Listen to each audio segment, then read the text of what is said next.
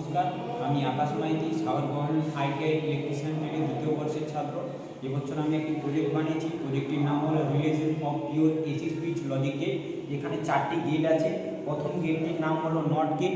Not গেটের এখানে একটি সুইচ ব্যবহার করা হয়েছে। প্রথমটি যদি ইনপুট যদি 0 হয়, আউটপুট 1 হবে, মানে প্রথমটি যদি 0 হয় আউটপুট 1 হবে, মানে বাল্বটি গ্লো করবে।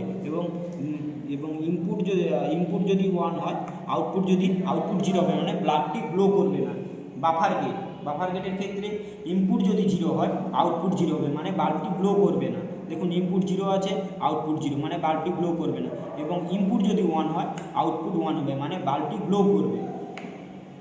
XOR গেট, এখানে দুটি ইনপুট ব্যবহার করা হয়েছে, এ এবং বি। ইনপুট যদি 0 হয় এবং বি যদি 0 হয়, আউটপুট 1 হবে, মানে বাল্বটি গ্লো করবে। এবং এ যদি 0 হয় এবং বি যদি 1 হয়, এ যদি 0 হয়, বি যদি 1 হয়, ইনপুট 0 হবে, মানে বাল্বটি গ্লো করবে না। এবং এ যদি 1 হয়, বি যদি 0 হয়, আউটপুট 0 হবে, মানে বাল্বটি গ্লো করবে না। ইনপুট যদি 1 হয়, বি যদি 1 হয়, আউটপুট 1 হবে, মানে বাল্বটি গ্লো করবে। এবং XOR গেট, এখানেও দুটি গেট ব্যবহার করা হয়েছে। প্রথমটি এ এবং দ্বিতীয়টি বি।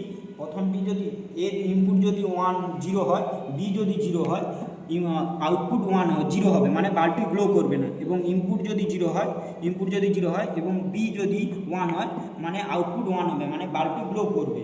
এবং ইনপুট যদি 1 হয়, আউটপুট যদি 0 হয়, মানে আউটপুট 1 হবে, বাল্বটি গ্লো করবে। এবং ইনপুট যদি 1 হয়, ইনপুট যদি 1 হয়, বি যদি 1 হয়, আউটপুট 0 হবে।